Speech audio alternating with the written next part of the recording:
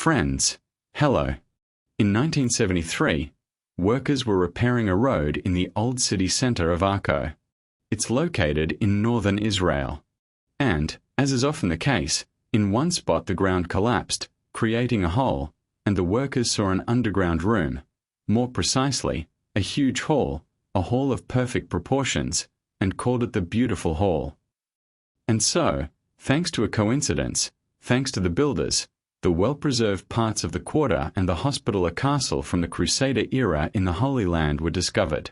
Today we will talk about the oldest of the existing religious military orders, the Maltese, or, in diplomatic language, the Sovereign Military Order of the Hospital of St. John of Jerusalem, of Rhodes, and of Malta. Well, with this topic, essentially, we are finishing a trilogy about the military Christian orders that arose in Palestine during the Crusades. We made a release about the Templars, about the Teutonic Knights. You, frankly, did not expect such a reaction, with several million views on each episode. And today we are talking about the Maltese Order. Let's get started. The Maltese Order. And we will begin with the fact that the Maltese Order has only been called so for about 500 years, and on the island of Malta itself, it has been there for even less, 268 years, to be precise. Nevertheless, the history of the knights with white crosses on their chests goes deep into the centuries. And, of course, it begins in Jerusalem in the 11th century. After the Dark Ages and the establishment of Christianity in Europe, the faithful became firmly attached to venerating the Eastern holy sites and places in Palestine where biblical events from the life of Jesus Christ took place. All these places received the general name, Holy Land.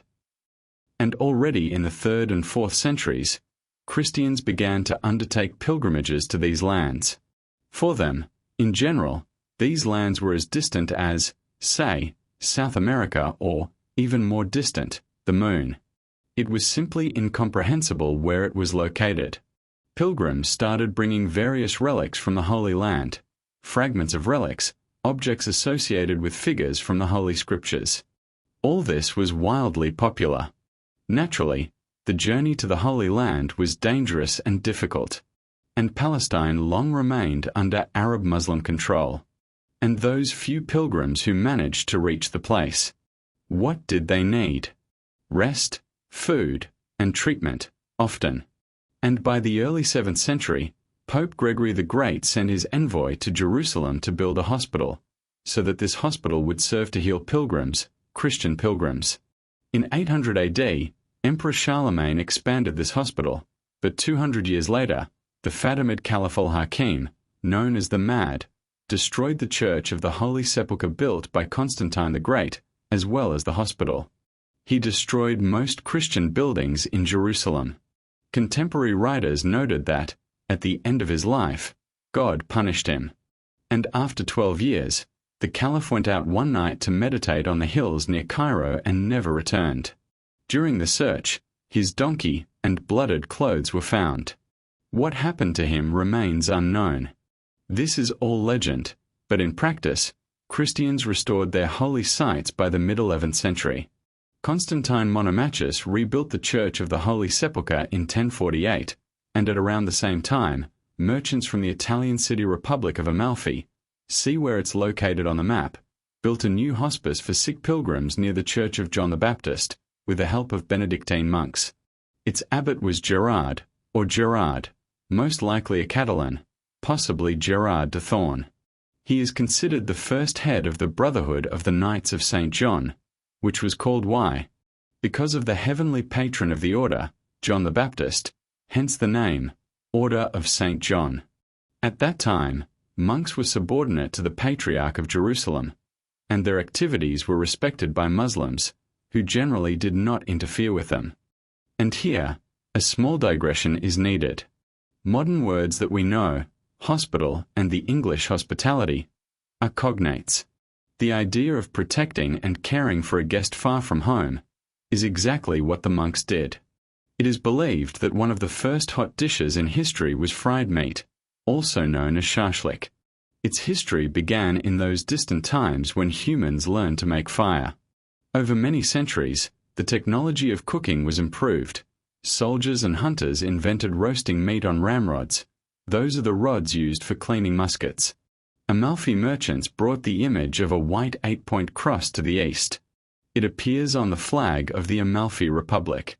Today, this cross is known as the Maltese cross, but originally, it was the Amalfi cross. It's worth noting that the daily work of the hospital was arduous. First, there was a shortage of people because not everyone wanted to take on the severe monastic vows. Second, Muslims forbade Christian pilgrims, even the sick, to stay overnight in the city. If you had a bandage, you were treated and then told to leave. Finally, money. The Brotherhood lacked donations and funds to buy medicines, utensils, or to repair the facilities. Well, in general, the financial issue was serious. And all this continued for about 50 years. And then, in November 1095, at the Council of Clermont, as we discussed in the episode about the Crusades, Pope Urban II announced a crusade to the Holy Land to liberate Christian holy places from Muslim rule. In 1099, the Crusaders laid siege to Jerusalem. An interesting legend is associated with this episode, which may not be entirely without basis. Gerard, the prior of the Brotherhood of St. John, remained in the city. Muslims had put all the residents on the city walls for protection. Now, knowing about the hunger among the Christians besieging Jerusalem, he started throwing bread from the wall instead of stones. Of course, Muslims caught him and brought him to the emir, showing the bread as proof. Yes, he threw bread from the city walls, saying, "We do not have enough, but I feed my Christians." Suddenly, in front of everyone, the bread turned into stone. Understandably, this is a legend, but there is evidence that Gerard was indeed imprisoned for helping the Crusaders. He was tortured and persecuted, but he survived and waited for the liberation of Jerusalem when Christian troops entered the city. From this moment, the order's affairs in the city began to develop. During the times of Godefroy de Bouillon and Baldwin I, the hospital acquired extensive landholdings and received large donations, including tithes. And not only in the East. Why not only in the East? Because, over 10 years, the order acquired real estate in Italy, Spain, and southern France. This was not surprising. The Brotherhood had already established itself well in Europe, and was the only organization ready at that moment to accept and accommodate pilgrims. Moreover, two important circumstances helped. First, among the Crusaders, a new fashion arose. Before going on a campaign, a person would will his estate to God. And the hospital brotherhood was already firmly associated with the Church of the Holy Sepulchre in the minds of the Crusaders. Second, Gerard opened branches of the order in major European gathering points for pilgrims and crusaders, which was very convenient. Hospitable houses began to be created in cities of southern France, Italy, and Spain, and in southern France, cities like Marseille, which became one of the main gathering points. The popularity of the Knights of St. John contributed to an influx of new members from among the Crusaders. For example, 4 knights of Godefroy de Bouillon's entourage became members of the order. Among them was a man named Raymond de Puy. Soon, he became one of the greatest masters of the order in history. The Brotherhood, from that tiny shelter, quickly became, as we would now say, an international charitable organization with a central administration in Jerusalem. This organization was led by a strong administrator and a deeply religious person. All of this was fully supported by both church authorities and the secular authorities of the new Crusader kingdom. Obviously, the Pope, as a major benefactor, did not want to share the wealth, especially with Orthodox brothers. And in 1113, Pope Paschal II proclaimed the creation of a new Catholic order.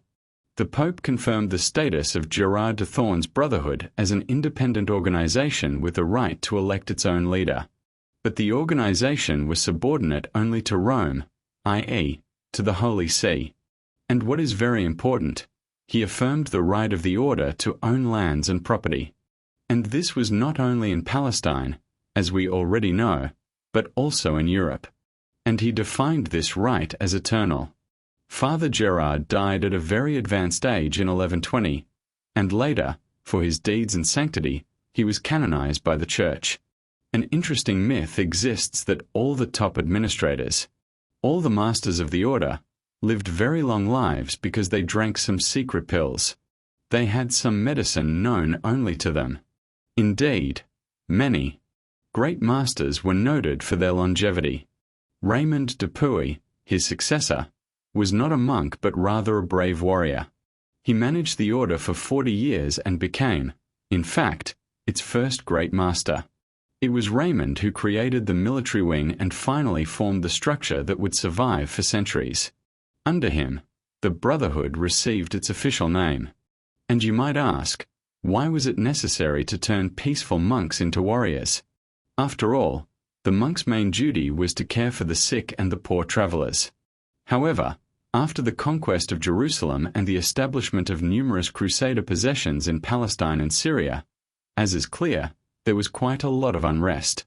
Muslim troops, gangs of robbers, all plundered merchant caravans, attacked pilgrimage groups, and all this demanded military protection en route. That was the official reason when the Grand Master turned to the Holy See with a request. Well, friends, bless me for this new activity. Pope Innocent II immediately agreed. Moreover, the order quickly became the owner of many lands and castles. And castles need defenders, of course, with military experience. It is obvious that at the initial stage, the Hospitallers hired knights, hired infantry, and later established their own military units. There is also another version.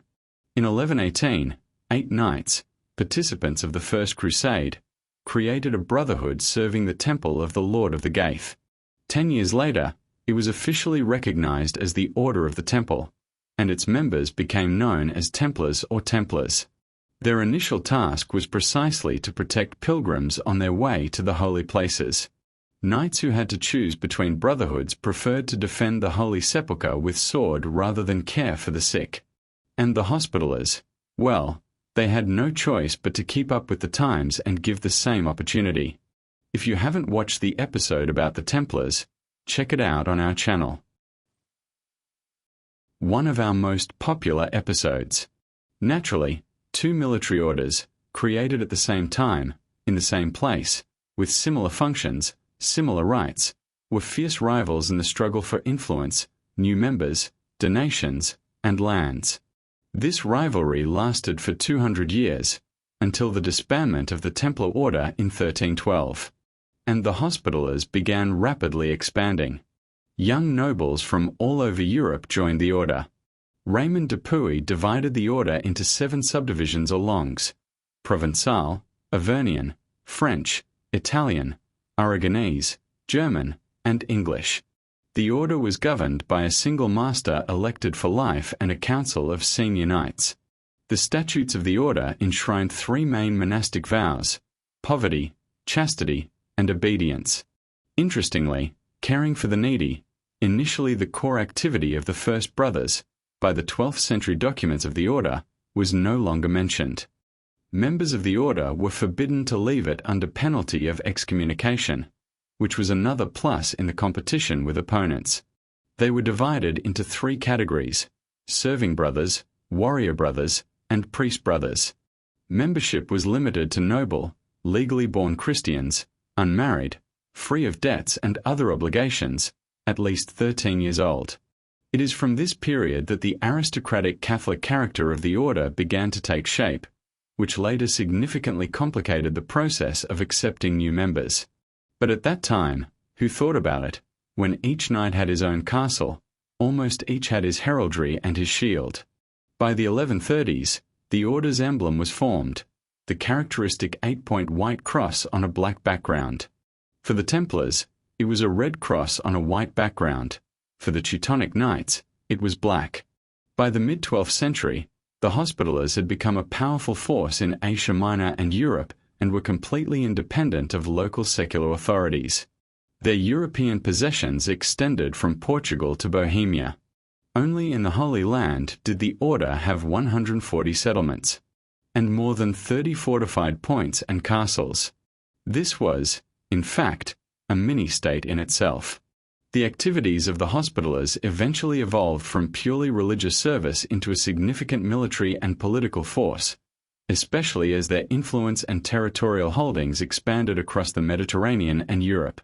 Their transformation was driven by the necessity of defending their holdings, supporting Crusader states, and maintaining their independence amid the tumult of ongoing conflicts with Muslim powers and rival Christian orders. As their power grew, so did their political ambitions and strategic importance, positioning them as key players in medieval geopolitics. During the 12th and 13th centuries, the Hospitallers not only defended their territories but also engaged actively in the broader political struggles of the time. They often acted as mediators and diplomats, forging alliances with various European monarchies and influential noble families. Their strategic locations, such as Rhodes and later Malta, became critical points for controlling trade routes, facilitating military campaigns, and projecting power across the Mediterranean basin. The shift from a purely Hospitaller brotherhood to a formidable military organization was marked by the formal establishment of a military wing, which was essential for their survival and expansion. This militarization was a response to the increasing threats from Muslim powers, especially during the later Crusades, when the balance of power in the Holy Land and surrounding regions shifted dramatically. The Order's knights, once primarily monks and caregivers, now bore arms, donned armor, and participated in sieges, battles, and fortresses' defense. The strategic importance of the Hospitallers was highlighted during key campaigns, such as their defense of the island of Rhodes against multiple sieges by the Ottoman Turks in the 15th century. Their ability to withstand prolonged sieges, often under vastly superior forces, earned them a reputation for resilience and military prowess. Their fortresses, like the Knight's Castle in Rhodes, became symbols of their strength and tenacity. The rise of the Ottoman Empire in the 14th and 15th centuries posed a significant threat to Christian holdings in the eastern Mediterranean. The Hospitallers, alongside the Knights Templar and other Crusader entities, formed a defensive front against Ottoman expansion. Their naval forces grew in sophistication, incorporating trained sailors, cannons, and innovative ship designs, such as the galleys and later the more modern carracks. They developed a formidable maritime presence that allowed them to harass Ottoman supply lines, defend Christian merchant routes, and conduct raids along the coasts of North Africa and the Levant. One of the pivotal moments in their military history was the Great Siege of Rhodes in 1480. The Ottoman fleet, under Sultan Bayezid II, launched a massive attack to conquer Rhodes and eliminate the Hospitallers as a threat. The defenders, led by the Grand Master Piero de Vilhena, managed to repel the assault after months of fierce fighting, despite being heavily outnumbered and outgunned. This victory cemented their reputation as fierce warriors and crucial bulwarks of Christian resistance in the Mediterranean. As the Ottoman threat persisted and the balance of power continued to shift, the Hospitallers adapted by moving their base of operations to Malta in 1530, after being granted the island by Emperor Charles V of Spain. This move marked a new chapter in their history, transforming Malta into a strategic fortress and naval base capable of challenging Ottoman dominance in the central Mediterranean.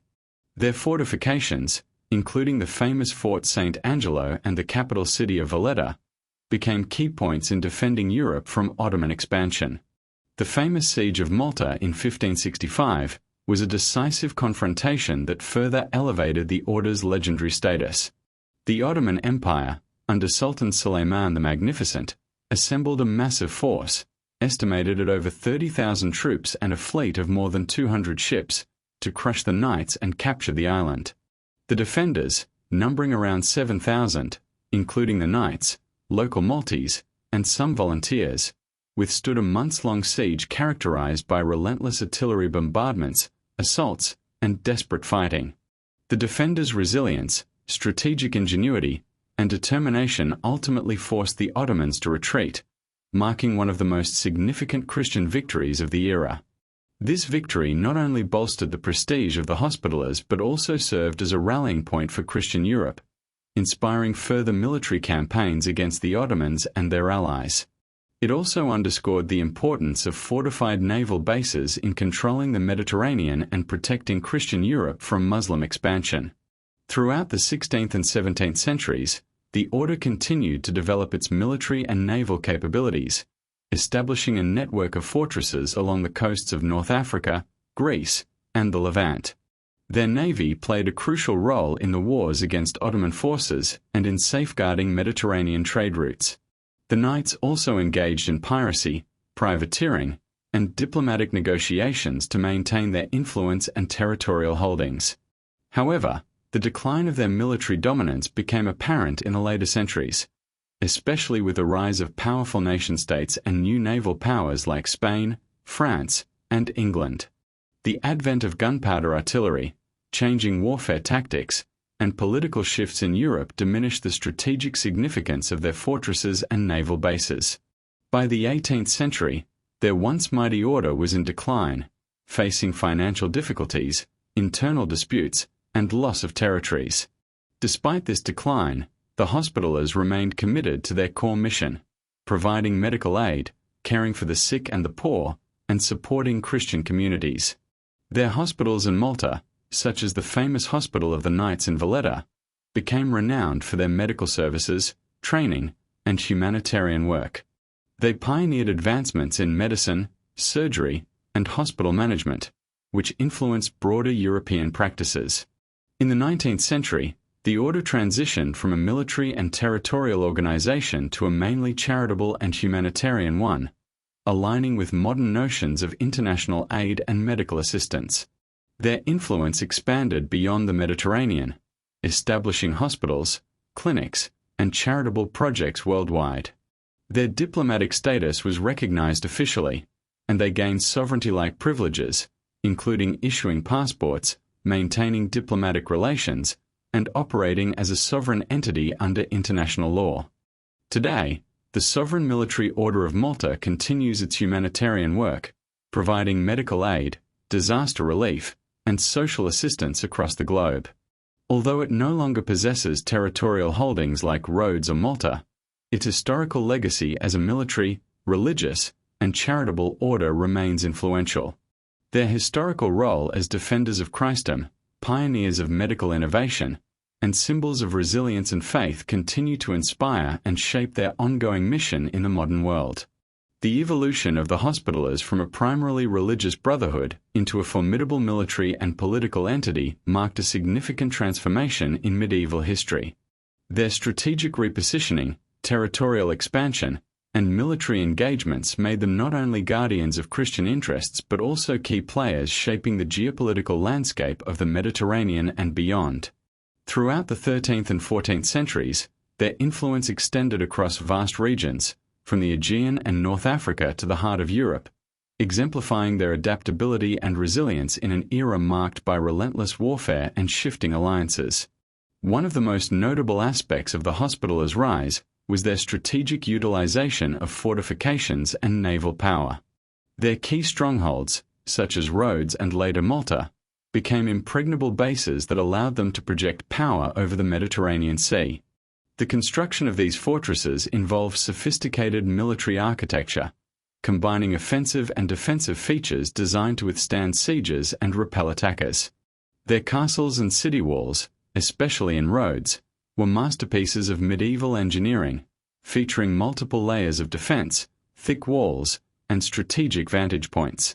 These fortifications served as critical logistical hubs, enabling the Hospitallers to organize military campaigns, supply their troops, and control vital supply routes. Their navy, in particular, played a decisive role in maintaining their dominance.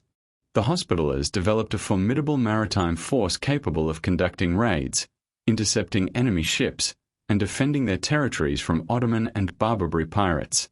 They pioneered the use of larger, more seaworthy ships, like the carracks and galleys, that could carry more soldiers and artillery, effectively turning their naval bases into floating fortresses. Their ships were often equipped with cannons, which was innovative at the time, allowing them to engage in artillery duels and siege warfare from the sea.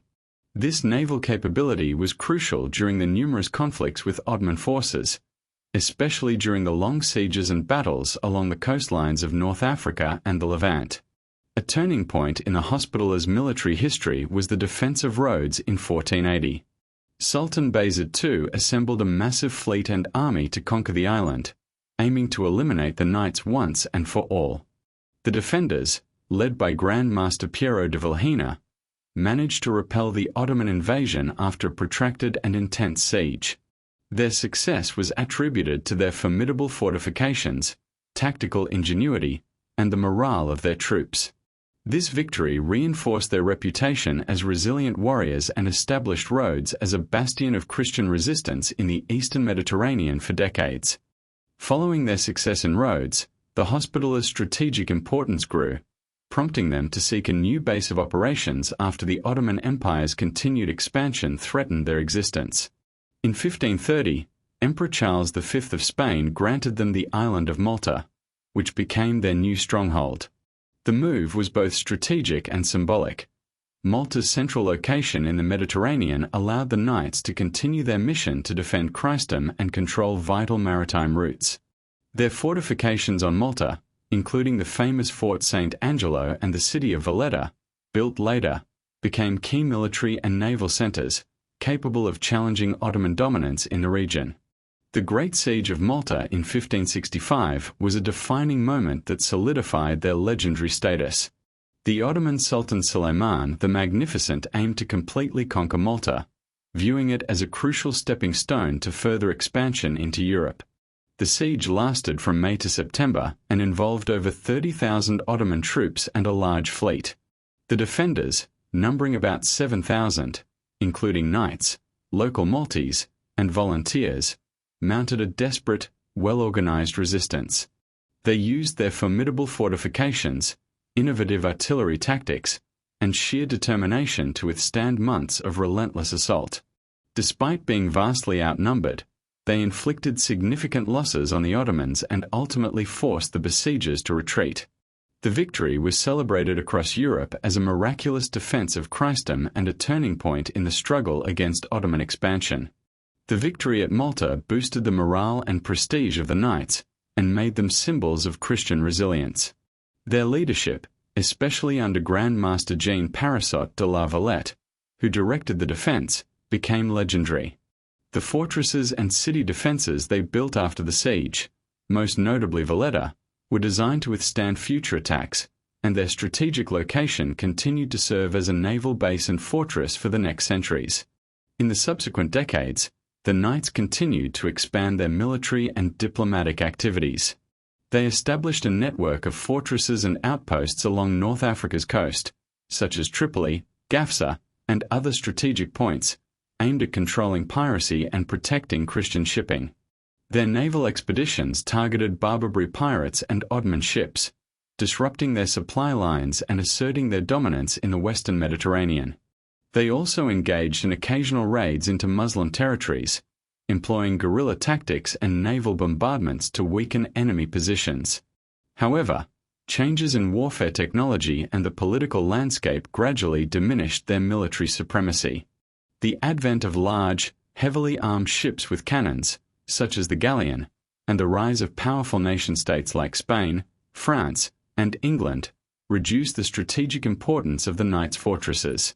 The once mighty maritime empire began to decline, facing internal financial difficulties, leadership disputes, and external pressure. Despite these challenges, the Knights maintained their focus on charitable and humanitarian work. Their hospitals in Malta, such as the Hospital of the Knights in Valletta, became renowned centers of medical excellence, pioneering advances in surgery, hospital design, and patient care. They established medical schools, trained surgeons, and developed innovative treatments, many of which influenced European medicine. Their efforts in public health, sanitation, and medical research helped improve healthcare standards and save countless lives. Throughout the 17th and 18th centuries, the order shifted from a military organization to a mainly humanitarian one, emphasizing care for the sick, the poor, and the wounded. They expanded their charitable activities worldwide, establishing hospitals and aid programs in Africa, Asia, and the Americas.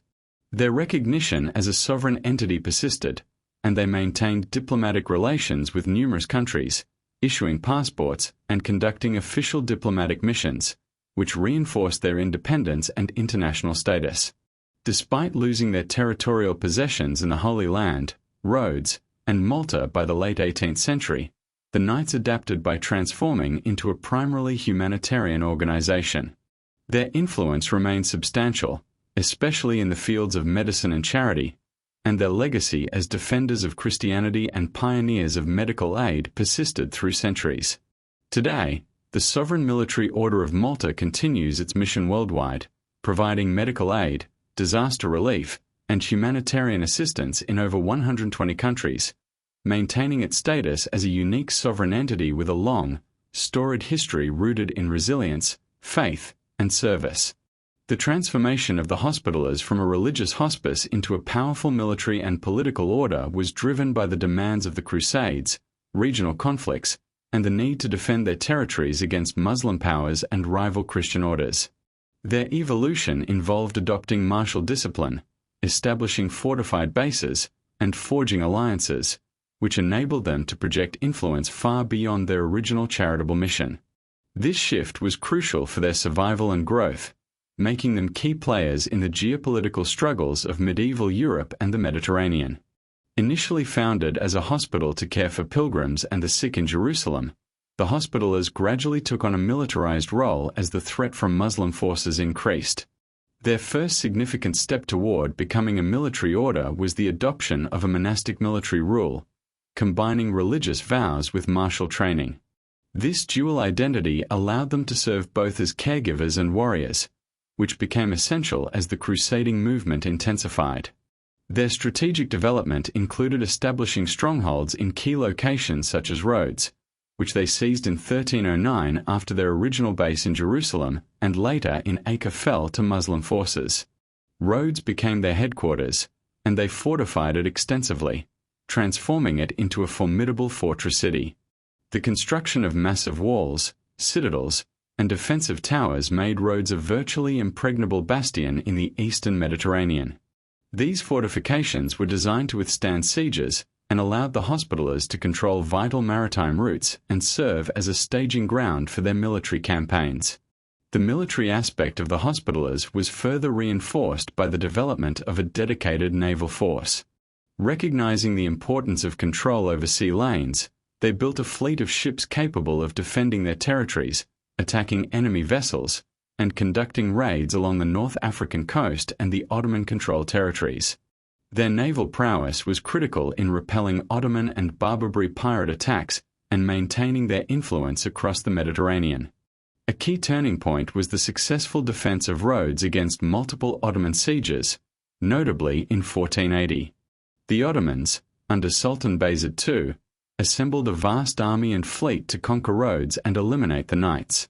Despite being heavily outnumbered, the Hospitaller defenders, led by Grand Master Piero de Vilhena, managed to repel the invaders through strategic fortifications, effective use of artillery, and high morale.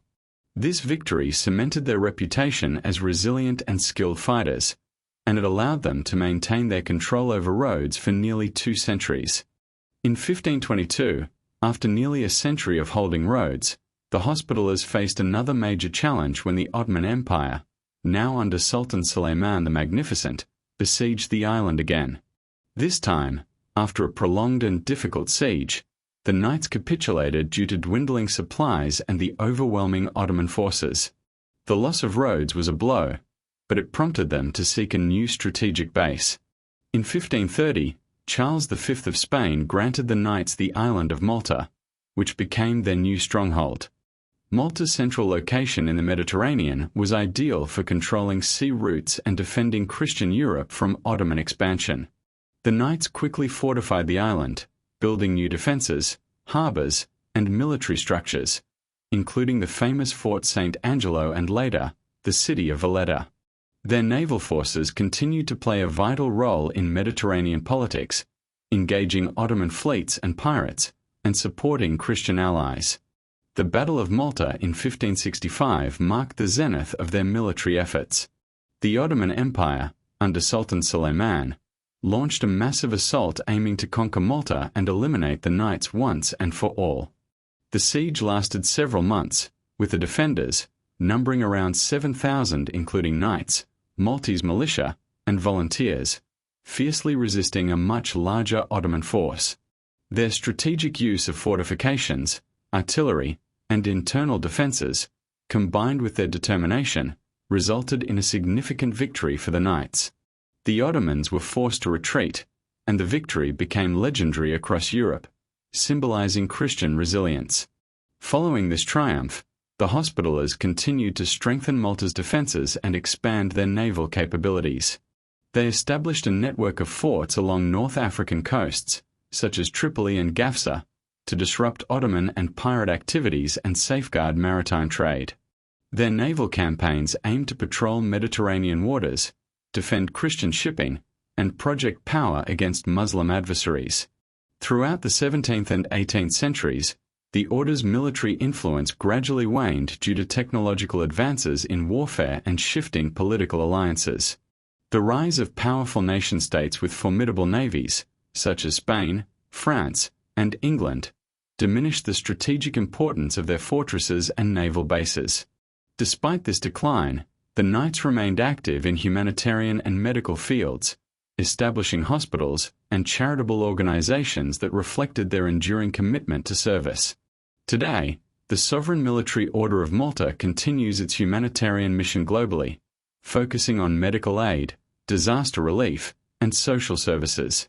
Their historical legacy as a military order that defended Christianity, pioneered medical innovations, and demonstrated resilience in the face of overwhelming odds remains influential. Their transformation from caregivers to warriors exemplifies how a religious brotherhood adapted to the exigencies of their time, shaping the course of medieval and early modern history.